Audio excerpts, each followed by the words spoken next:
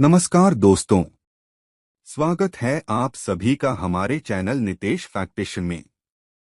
यहाँ आपको मिलेंगी रोचक तथ्य, कुछ सीखने को। जैसे इस चैनल पर हम बच्चों के लिए रोचक कहानियाँ, जानकारी भरे वीडियो और मजेदार एक्टिविटीज लेकर आते हैं, ताकि बच्चे सीखते सीखते हंसे और सोचें।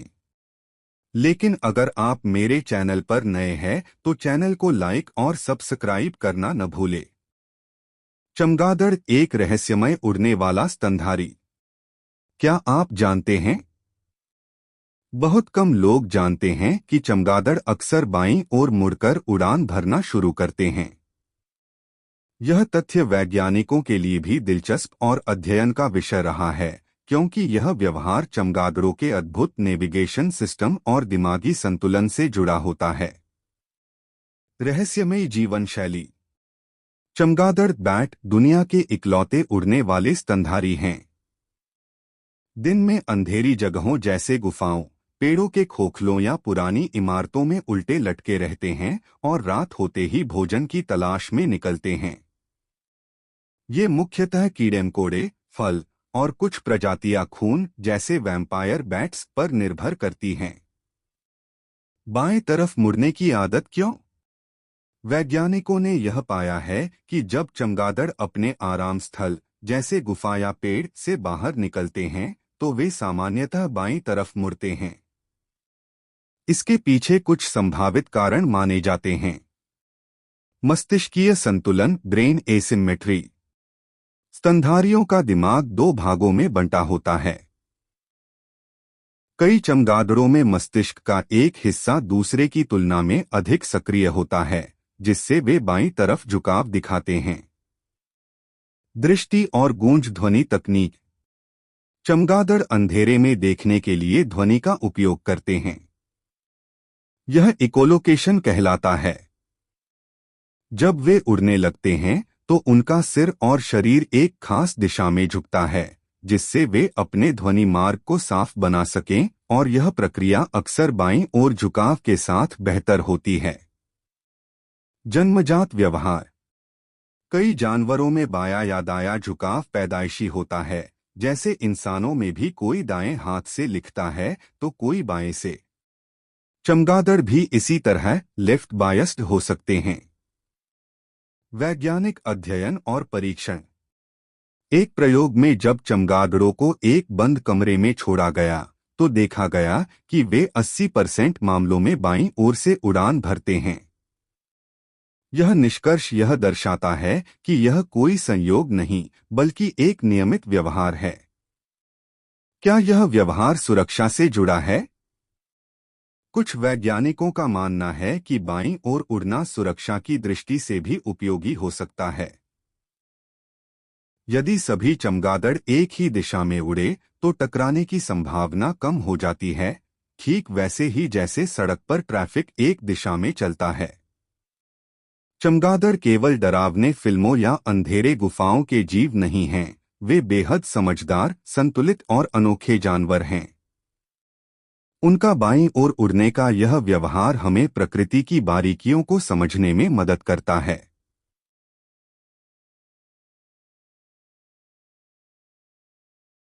डॉल्फिन समुद्र की सबसे बुद्धिमान और सामाजिक जीवों में से एक हैं।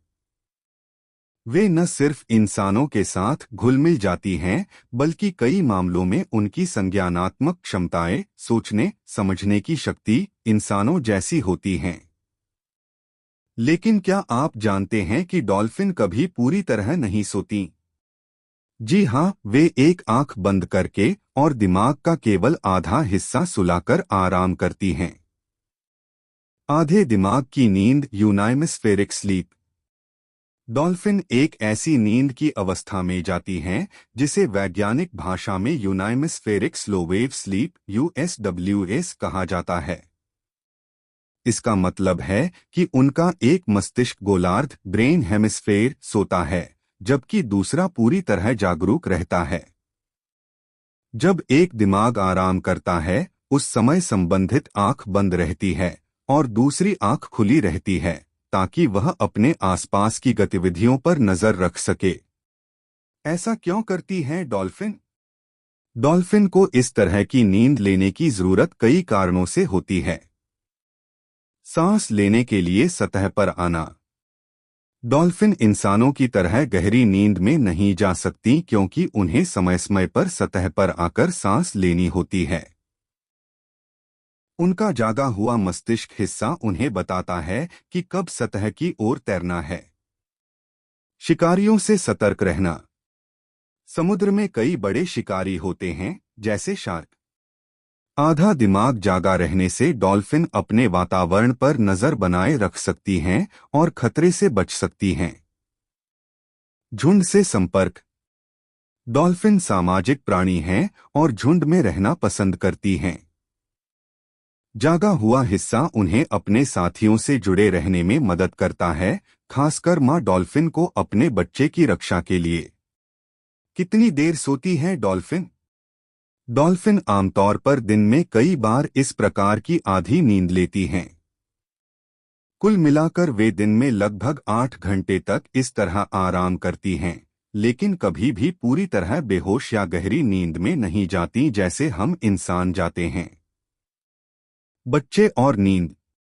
नवजात डॉल्फिन पहले कुछ हफ्तों तक बिल्कुल नहीं सोती। उनकी मां भी लगातार तैरती रहती है ताकि बच्चा सतह के पास रह सके और डूबे नहीं। यह प्राकृतिक सुरक्षा उपाय है। वैज्ञानिकों ने कैसे जाना? वैज्ञानिकों ने ईजी, इलेक्ट्रोएन्सेफेलोग्राम मशीन की मदद से डॉल्फिन के मस्तिष्क की गतिविधियों का अध्ययन किया।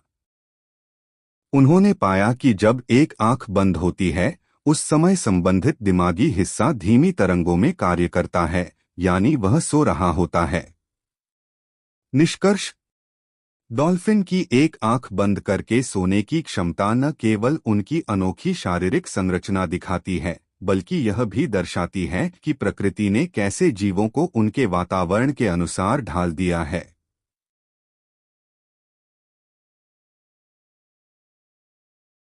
प्रकृति में कई जीवों के प्रेम और जोड़ी बनाने के तरीके बेहद रोचक होते हैं, लेकिन जब बात पेंगुइन की आती है तो यह प्रक्रिया न सिर्फ दिलचस्प होती है बल्कि बेहद भावनात्मक भी।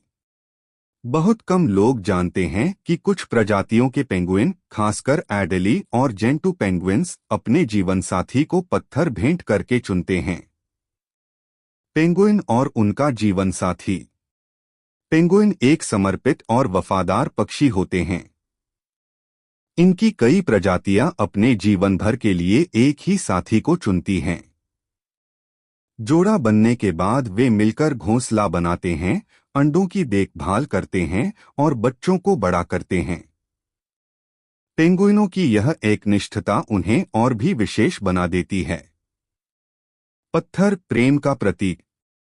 जब नर पेंगुइन साथी की तलाश में होता है तो वह एक सबसे सुंदर, चिकना और गोल पत्थर ढूंढता है। यह पत्थर वह मादा को भेंट करता है। यदि मादा पेंगुइन को यह पत्थर पसंद आता है और वह नर में रुचि दिखाती है तो यह समझा जाता है कि उसने प्रस्ताव स्वीकार कर लिया है। यह प्रक्रिया किसी इंसानी प्रेम प्रस्ताव जैसी ही होती है, फर्क बस इतना है कि अंगूठी की जगह यहाँ पत्थर होता है। पत्थर ही क्यों? पेंगुइन बर्फीले और पथरीले इलाकों में रहते हैं। घोंसले बनाने के लिए उन्हें पत्थरों की जरूरत होती है, खासकर अंडों को जमीन से ऊपर और सूखा रखने के लिए। इसलिए मादा पेंगुइन के लिए एक अच्छा पत्थर सिर्फ प्रेम नहीं, बल्कि भविष्य की जिम्मेदारी का संकेत भी होता है। जेंटू पेंगुइन का विशेष व्यवहार। जेंटू पेंगुइन विशेष रूप से इस तरह के प्रेम प्रदर्शन के लिए जाने जाते हैं। नर पूरे क्षेत्र में घूमकर सबसे खास पत्थर ढूंढता है। कुछ नर दूसरे के घोंसलों से भी पत्थर चुरा लेते हैं। यह मजाकिया तो लगता है, लेकिन इसके पीछे उद्देश्य होता है अपने साथी को प्रभावित करना और घोंसले को मजबूत बनाना। एक भावुक रिश्ता। एक बार जब जोड़ी बन जाती है तो दोनों मिलकर घोंसला तैयार करते हैं, अंडे सेते हैं और बच्चों को पालते हैं। यह रिश्ता सिर्फ प्रजनन तक सीमित नहीं होता, बल्कि कई बार पेंगुइन जीवन भर अपने साथी के साथ रहते हैं। वैज्ञानिक दृष्टिकोण। वैज्ञानिकों ने पाया है कि पेंगुइन की यह आदत उनके समाज में पारस्परिक सहयोग और भावनात्मक जुड़ाव को दर्शाती है। यह इंसानों की तरह रिश्तों में भावना, समर्पण और चयन की प्रक्रिया को दर्शाता है। निष्कर्ष। पेंगुइन की यह अनोखी प्रेम परंपरा यह दिखाती है कि प्रकृति में प्यार सिर्फ इंसानों तक सीमित नहीं है। एक साधारण पत्थर भी किसी के जीवन की शुरुआत का आधार बन सकता है, जब वह दिया जाता है सच्चे दिल से।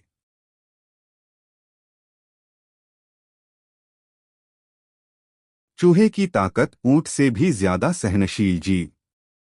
जब हम रेगिस्तान में जीवित रहने की बात करते हैं तो सबसे पहला नाम दिमाग में आता है ऊंट, कैमल।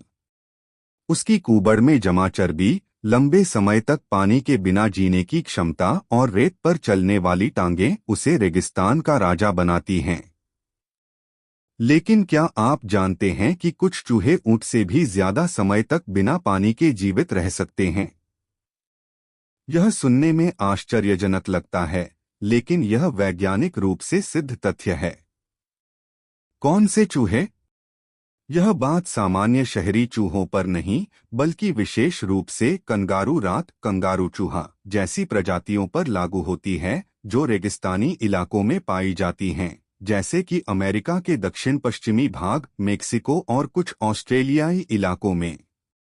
ये छोटे चूहे ऊंट से भी ज्यादा कठोर परिस्थितियों में बिना पानी पिए महीनों तक जिंदा रह सकते हैं। पानी के बिना कैसे जिंदा रहते हैं? इनकी जीवित रहने की कला का राज है भीतर से पानी बनाना, यानी मेटाबॉलिक वाटर प्रोडक्शन। जब ये चूहे अपने भोजन, बीज और सूखे अनाज को पचाते हैं, तो उस प्रक्रिया में शरीर के अंदर ही पानी बनता है। ये उसी पानी से अपनी आवश्यकता पूरी कर लेते हैं। इसके अलावा ये चूहे कभी सीधे पानी नहीं पीते। इनके गुर्दे, किडनीज बहुत अधिक कुशल होते हैं, जो पेशाब को बेहद गाढ़ा बनाकर शरीर से बहुत कम पानी बाहर निकलने देते हैं। ये रात में सक्रिय रहते हैं, नॉकटर्नल, जिससे वे दिन की गर्मी और पानी की अधिक कमी से बच जाते हैं। ऊंट बनाम चूहा। ऊंट लंबे समय तक बिना पानी के रह सकता है क्योंकि उसकी चर्बी से उसे ऊर्जा और पानी मिलता है, लेकिन अंततः उसे पानी की जरूरत पड़ती है। वहीं कंगारू चूहा अपने पूरे जीवन काल में भी कभी पानी नहीं पीता और फिर भी पूरी तरह स्वस्थ रहता है। ऊंट को अगर 15 से 20 दिन पानी न मिले तो उसकी स्थिति बिगड़ सकती है, लेकिन कंगारू चूहा 40-60 दिन या अधिक बिना किसी परेशानी के गुजार सकता है। वैज्ञानिकों के लिए प्रेरणा। इस विशेष गुण ने वैज्ञानिकों को रेगिस्तानी जीवन, जल संरक्षण और मानव शरीर के लिए नई संभावनाओं पर शोध करने की प्रेरणा दी है। अगर हम इनके जैसे सिस्टम का अध्ययन करें तो भविष्य में मानवों के लिए जल संकट से निपटने की तकनीकें भी निकल सकती हैं। निष्कर्ष। चूहे की छवि अक्सर छोटी, कमजोर और कायर जीव की होती है, लेकिन कंगारू चूहा जैसे जीव यह साबित करते हैं कि आकार छोटा हो सकता है, लेकिन जीवटता अद्भुत हो सकती है। बिना एक बूंद पानी के जीवन भर जीने की क्षमता उन्हें प्रकृति का अद्वितीय चमत्कार बनाती है।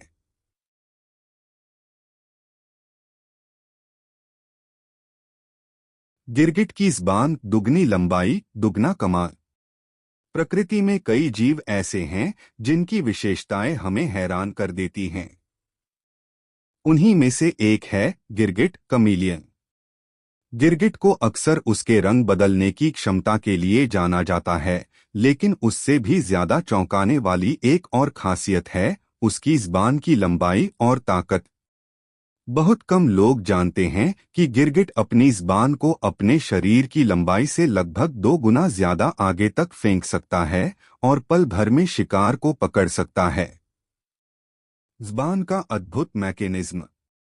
गिरगिट की ज़बान एक अत्यंत लचीली और शक्तिशाली पेशी, मसल से बनी होती है, जो गले में गहराई तक जुड़ी होती है। यह ज़बान बहुत तेज गति से बाहर निकलती है, इतना तेज कि यह केवल 0.07 सेकंड में शिकार तक पहुंच जाती है। यह गति एक स्पोर्ट्स कार के इंजन से भी अधिक शक्तिशाली गति कहलाती है। जब गिरगिट शिकार जैसे कीड़ा मकोड़ा, मक्खी या पतंगा देखता है तो वह बहुत ध्यान से उसे देखता है और बिना हिले धीरे धीरे पास आता है। फिर अचानक एक धमाके की तरह वह अपनी लंबी ज़बान को बाहर निकालता है और शिकार को चिपचिपे सिरे से पकड़ लेता है। कितनी लंबी होती है ज़बान? गिरगिट की ज़बान उसकी पूरी शरीर की लंबाई से 1.5 से 2 गुना लंबी हो सकती है। उदाहरण के लिए, अगर कोई गिरगिट 15 सेंटीमीटर लंबा है तो उसकी ज़बान 30 सेंटीमीटर तक जा सकती है। यह क्षमता उन्हें ऐसे शिकार पकड़ने में मदद करती है जो उनसे बहुत दूर होते हैं। कैसे करता है नियंत्रण? गिरगिट की आंखें स्वतंत्र रूप से घूम सकती हैं, जिससे वह चारों ओर देख सकता है। जब वह शिकार पर ध्यान केंद्रित करता है तो दोनों आंखें एक ही बिंदु पर केंद्रित हो जाती हैं। फिर उसका दिमाग दूरी का आकलन करता है और ज़बान सही दिशा और गति में फेंकी जाती है। यह पूरा घटनाक्रम बिजली की गति जितना तेज होता है। वैज्ञानिक दृष्टिकोण। गिरगिट की ज़बान पर शोध करने वाले वैज्ञानिकों ने पाया है कि ज़बान की जड़ में एक विशेष तरह की स्प्रिंग जैसी संरचना होती है जो ज़बान को अचानक और तेजी से फेंकने की ताकत देती है। ज़बान के सिरे पर मौजूद मांसल भाग बेहद चिपचिपा होता है, जिससे शिकार चिपक जाता है और भाग नहीं सकता। विविधता और अनुकूलन। लगभग 160 से अधिक गिरगिट प्रजातियां होती हैं, जिनमें से अधिकतर अफ्रीका और मेडागास्कर में पाई जाती हैं। गिरगिटों की ज़बान की लंबाई और ताकत उनके आकार और पर्यावरण के अनुसार अलग-अलग होती है। छोटे गिरगिटों में यह क्षमता अपेक्षाकृत ज्यादा होती है क्योंकि उनका ज़बान से शरीर अनुपात अधिक होता है। निष्कर्ष। गिरगिट की ज़बान न सिर्फ लंबी होती है बल्कि उसकी सटीकता, गति और शक्ति अद्भुत होती है। यह अनूठी जैविक संरचना दर्शाती है कि प्रकृति में हर जीव में कुछ असाधारण छिपा होता है, चाहे वो रंग बदलना हो या शिकार पर बिजली सी ज़बान से हमला करना।